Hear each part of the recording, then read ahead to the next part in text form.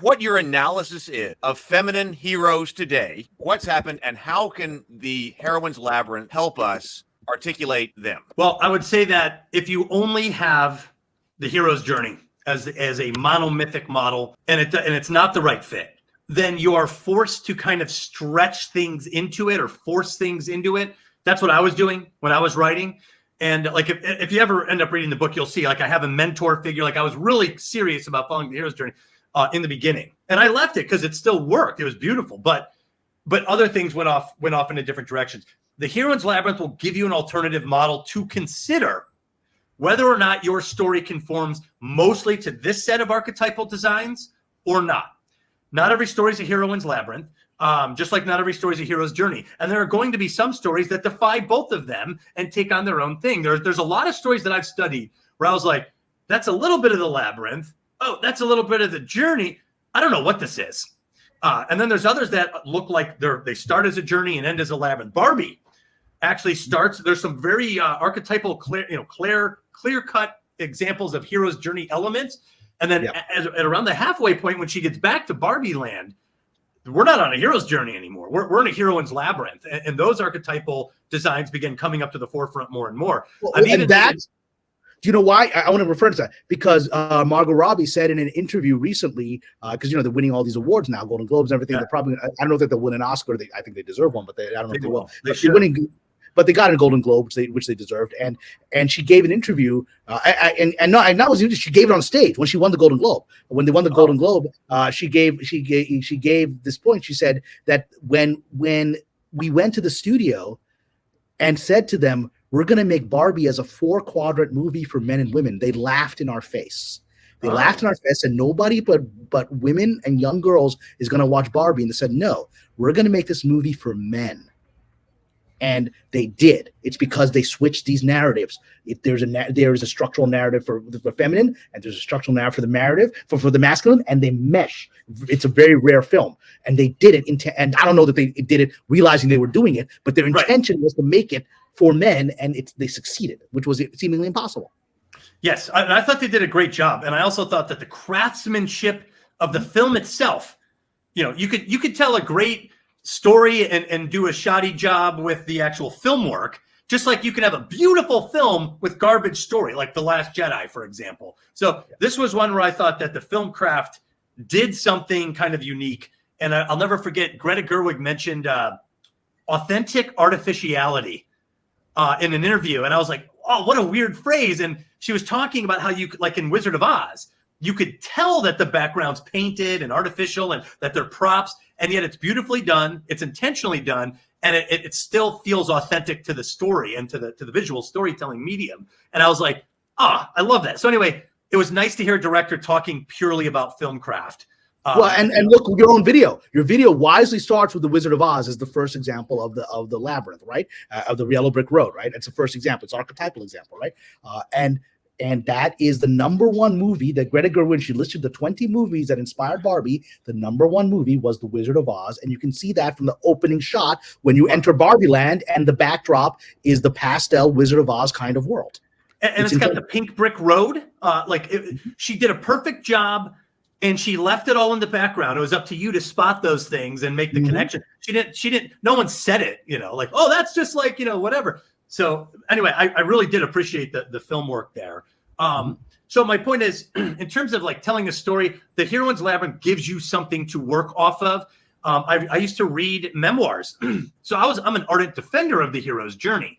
A lot of people, sometimes it's fashionable to trash it and be like, it's male centric, it's xenophobic. There's a lot of criticisms about the hero's journey. And I'm like, well, there's a difference between wartime xenophobia, let's say, and like social xenophobia in polite society. So, it makes sense on some level in the hero's journey that you'd have some aspects of something like that. So my point is, I still felt like defending the hero's journey. And one of the big arguments I read, memoirists would say, I tried to use the hero's journey, but when I tried to fit my life into it, it just wouldn't work. And do you know why? Do you know why? I can tell you right now why. What is memoir? What is memoir? It is memory. What is memory? It is remembering. What is remembering? Remembering is putting back things together. It is going through the labyrinth of our psychology of our mind. Memory is imagination, because memory is not accurate history. It is imaginal. It is psychological. We recreate the past through memory. We remember it. We put it back together. It is a labyrinthine journey. That's what memory is. That's what memoir is. Wow. So you're saying that just to write a memoir, you're being psychological. It's a psychological process, and with imagination mixed in. So you're and exactly, and within the labyrinth, especially when you're writing a memoir, when you're not writing a biography, when you're writing a memoir of yourself, it is always illusory, because you are tempted and inevitably do hide the darkest parts of your soul that you don't want to reveal in a memoir, right. Unless you want to paint yourself as a victim or a hero that overcame something. But that part of you that's just inherently bad, that it hasn't been fixed, you don't want to remember that and present it. And those are the shadow parts of the labyrinth. They are the walls of the labyrinth that you get around, because you don't want to look into the darkness. That's what memoir is. I might actually incorporate that angle into it, because obviously I never thought of that, but that's true. And like one thing that you said, and I think I mentioned this earlier, is you mentioned that the labyrinth does reflect symbolically the mind. So that's why that clip in Inside Out was in that video, because when I saw that, I was like, oh my God, I was like, you can't get a better image for the human brain. I got it when I saw the Inside, because I loved Inside Out. I was a blubbering mess at the end of that movie. I mean, I was crying like a 5-year-old, right? And the funny thing is, the lights came on, and I looked around, and all the adults were blubbering messes at the end of Inside Out, right? And all the children, the 5, were like, "Mommy, why are you crying?" Right? Because it's memory. It's going back and facing the shadows that we've locked away. The imaginary friend, our Bing Bong that we all had, we have not thought about in 50 years, because it's too painful to open the wound of letting Bing Bong go, right? That moment when Bing Bong vanishes because she no longer needs an imaginary friend. I mean, I collapsed in my chair. I collapsed. It ripped me in the heart, because it is psychological journey. The whole movie is psychological journey, and you showed it in that clip. Man, that is brilliant. I think you're totally right. You're right. The process of writing a memoir has these aspects to it.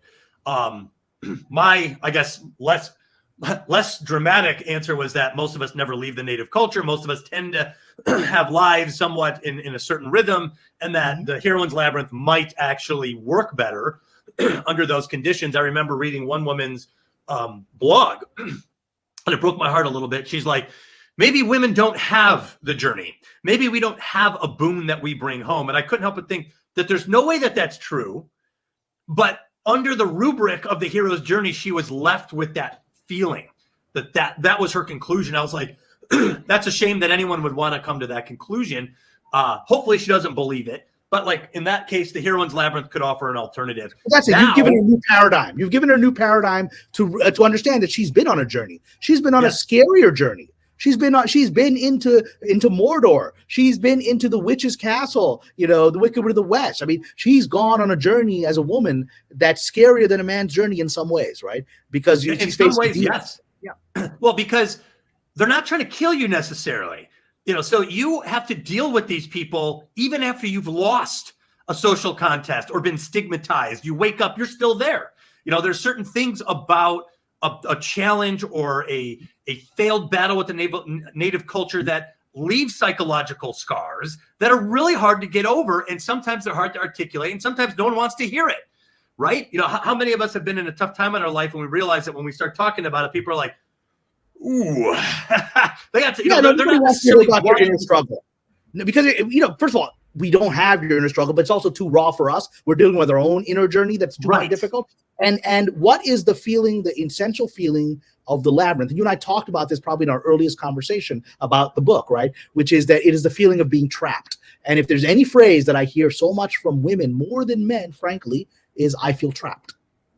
I feel trapped by circumstances I can't control. More men, at least many men, I think, believe that they may be confined, but their destiny is to break the confinement. Whereas for women, it's like, my destiny is to find a way through this, but maybe I never will. Maybe there's always another turn that ends at a dead end. That's the fear of being forever trapped.